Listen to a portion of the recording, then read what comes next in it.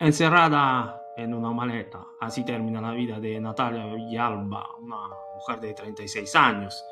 ¿Quién era Natalia Villalba y por qué tenía dos pasaportes? El nombre del crimen te cuenta el delito y los últimos avances del caso.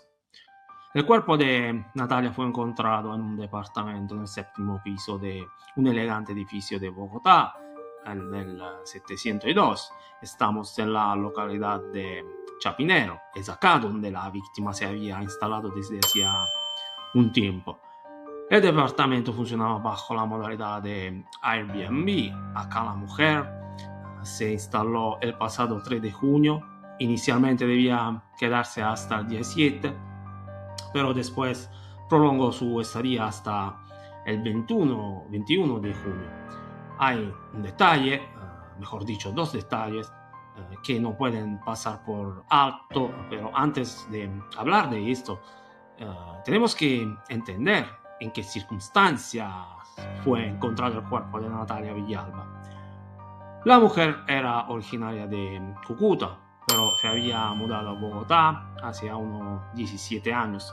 En Cúcuta se quedó su madre, quien ya no podía ponerse en contacto con su hija desde el jueves 18 de junio.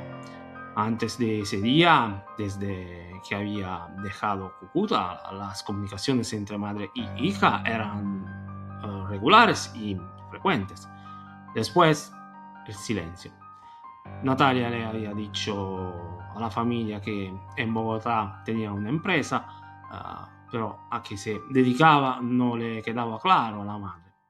Natalia debía dejar el departamento el 21 de junio. El día 22, una empleada de limpieza entra al lugar y no hay nadie. Desde el baño escucha un ruido del agua corriendo. Se acerca, pregunta si hay alguien, pero no obtiene respuesta.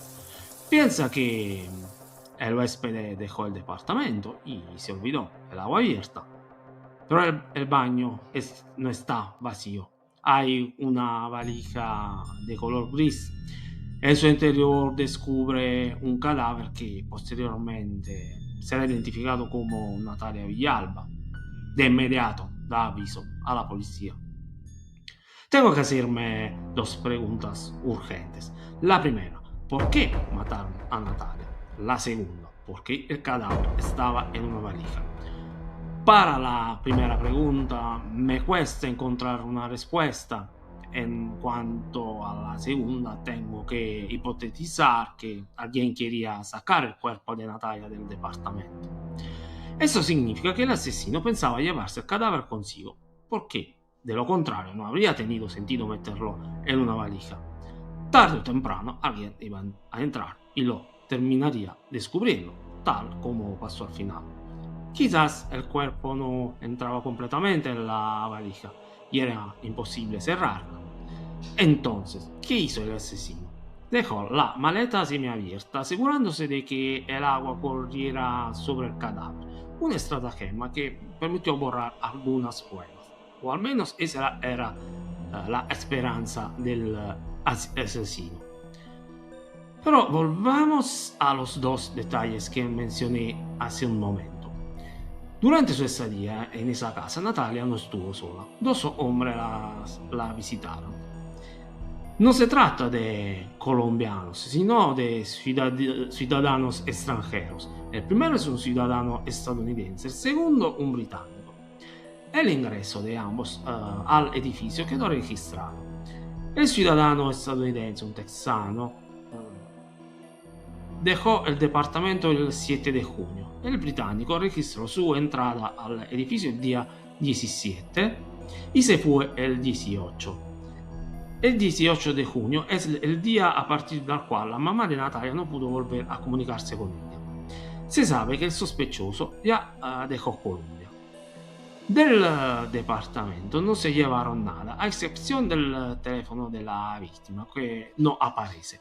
Es probable que quien mató a Natalia se haya llevado el teléfono, donde podría haber rastros que vinculen el asesino con la víctima. Pero estamos realmente seguros de que los documentos que mostraron esos dos hombres eran auténticos. Durante el registro del departamento, la policía recuperó dos pasaportes. Uno es de Natalia Villalba y el otro pertenece a Natalia Rubiano Angarito. A juzgar por la foto del documento, son la misma persona. Y esto no es todo, porque recientemente la víctima viajó a Madrid y a Río de Janeiro, que son los mismos destinos de los viajes recientes del ciudadano británico. Detrás de este homicidio hay una trama intrigante que los investigadores están tratando de desenredar. Por ahora eso es todo. En nombre del crimen te espera en el próximo video.